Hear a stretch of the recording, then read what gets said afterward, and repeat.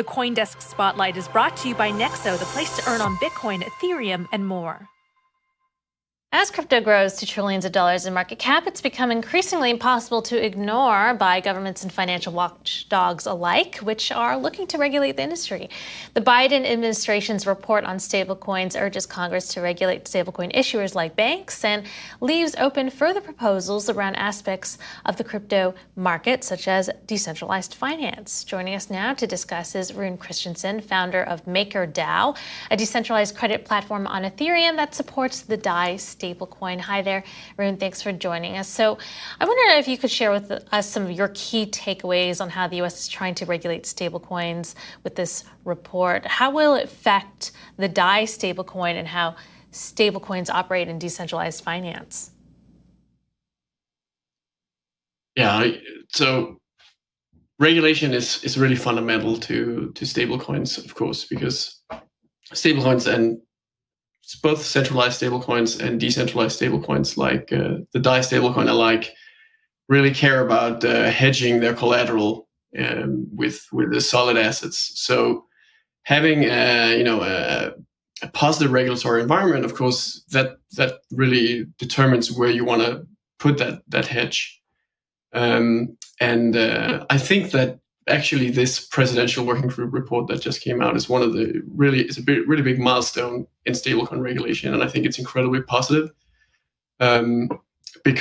primarily because it shows that the regulators are thoughtful enough to, first of all, distinguish between centralized stablecoins and decentralized stablecoins, right? So you have it in footnote 5 in this report, which is the important part, basically, that spells out that this is for centralized stablecoins, right? And setting aside basically decentralized stablecoins as something that is fundamentally different because they're decentralized, right? And the fact that they're thoughtful enough to do this actually bodes really well, I think, for sort of the future regulatory climate in the US, because I think it shows that the potential value of decentralized technology is being recognized, right? It's not just being sort of lumped into the same box and without really sort of caring about how that could squash innovation.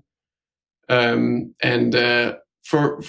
MakerDAO specifically, I actually think this could result in Maker feeling more comfortable allocating more collateral towards the US economy in the same way we've already done with things like doing short-term mortgages in New England and considering solar projects in Long Island and these kind of things. So overall, this has really turned me very positive on the outlook in the US.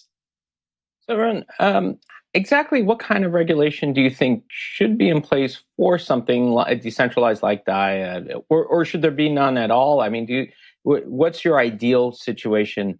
Granted, it's always deregulation for a lot of people, but and how do you see it? What would you like to see done that would help the situation? Yeah, I think we need thoughtful and good regulation. I think that sort of expecting a kind of Wild West deregulation isn't necessarily good because it doesn't necessarily create certainty, because then you can have sort of situations that then cause a sort of backlash and overly strict regulation, right? So it's really a matter of striking that balance where the good regulators can interact with sort of the good, legitimate, decentralized projects to figure out the right approach, because it's a difficult topic ultimately, because the decentralized nature of decentralized protocols. What that means is there's no legal entity to regulate directly, right? You have to sort of regulate on many different fronts, all the different pieces you can access, and basically that it is going to be more complicated to do than this approach to centralized stablecoins. Do you think that the actions of certain centralized stablecoins have made it more difficult in general for the entire concept of stablecoins, and that it's prompted the need for heavy regulation, potentially, particularly of centralized stablecoins? Do you think that perhaps the centralized stablecoins maybe went a little too far with what they're doing? I think that USDC, Paxos, USDP, like these more recent, like more established stablecoins, that are working out of the US, I think they actually set the bar pretty high, and I mean that's why Maker uses these two stablecoins specifically for liquidity of the DAI stablecoin, exactly because we think they seem to have a good grasp of sort of their self-regulation. But of course, when then if even more sort of thorough regulation is applied to them, that's actually a benefit for us that we're happy to see as well. I think all in all, this final outcome, it seems. I mean, of course, I'm talking from the perspective of someone that's working on a decentralized stablecoin, so it ultimately doesn't apply to us. But as a user, both personally and from the perspective of Maker, I think it's really good to have very strong clarity on what are the assets backing these stablecoins, right? Because it's not like in DeFi where you can just look at look in the blockchain and see what's the collateral for this, right? It's instead you need regulation to provide that clarity and trust.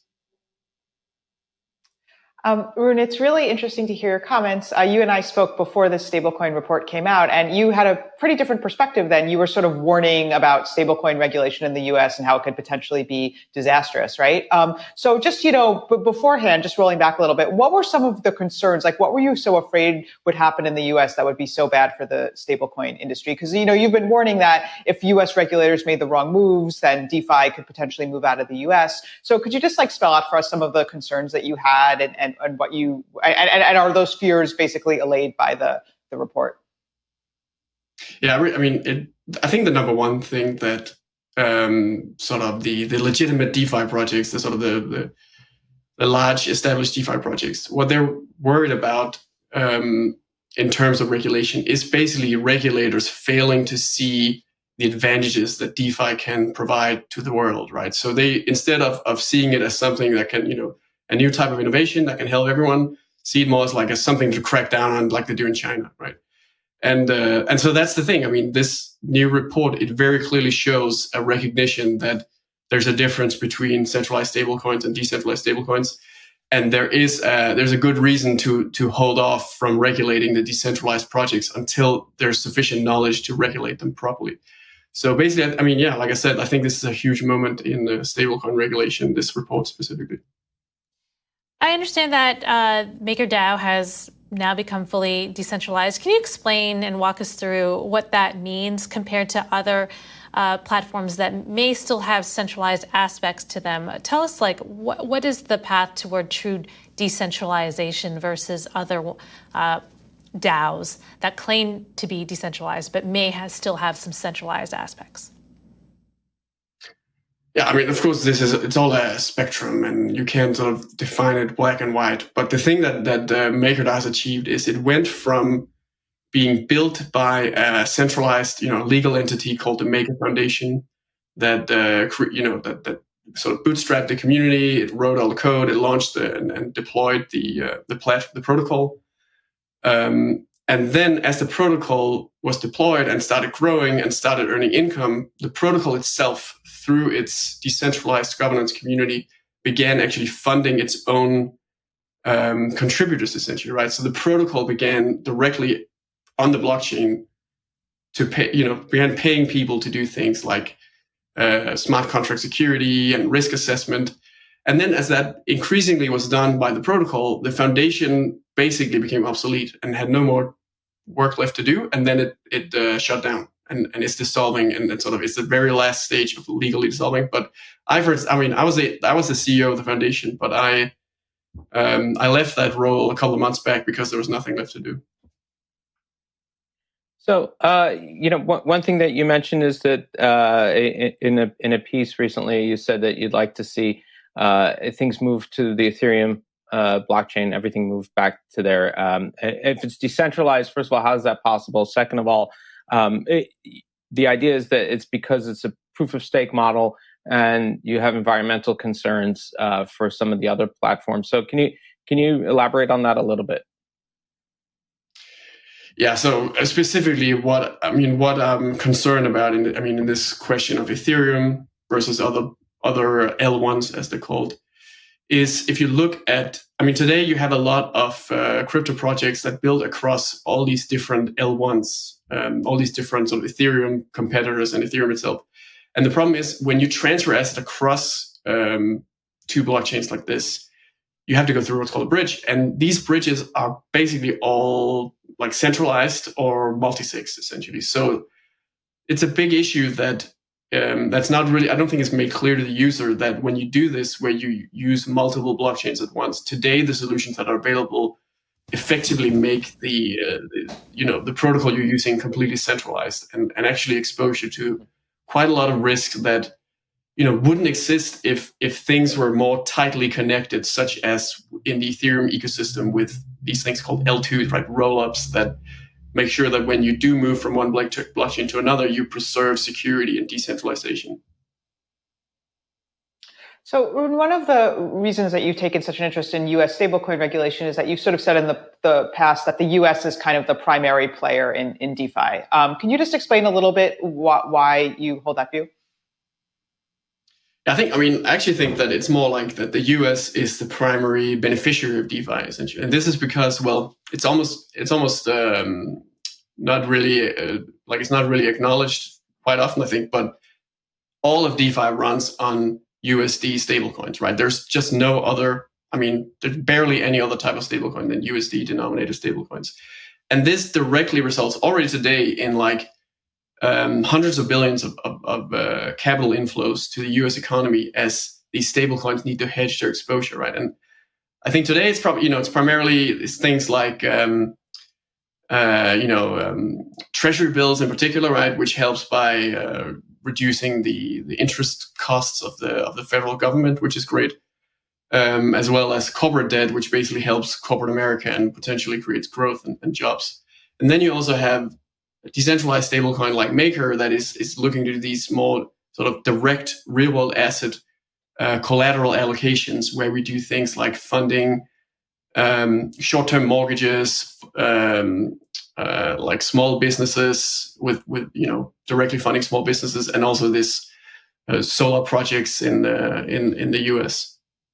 Rune, do you still believe that Ethereum is the best blockchain to do this on? A lot of folks are complaining about the fees, the lag, and there are other blockchains out there that do smart contracts. Yeah, absolutely. I think that not only is Ethereum sort of the first mover, it has all the network effect, but I actually also think it has the best technology because it has taken this modular approach to blockchain, right? So what that means is that the Ethereum mainnet basically functions as a settlement layer. And then you have all these roll-ups and L2 blockchains is basically that can provide the scalability. And so today we only really have sort of the major roll-ups. We have Optimism and Arbitrum that follows this optimistic roll-up approach, which already works quite well and has reduced fees quite a bit. But the next phase is what I'm really bullish on, and that's gonna I think perform better than really anything else that can be provided, anything else, and that's the zero knowledge rollups. We've already got projects like DYDX, which I think is like the top derivatives exchange now, and it's powered by zero knowledge rollups. It just has better performance than anything else you can do anywhere else, and remain decentralized. And what's going to be really exciting is when we get these fully programmable, composable zero knowledge rollups, so we can really see what something like DeFi looks like when there's basically zero fees.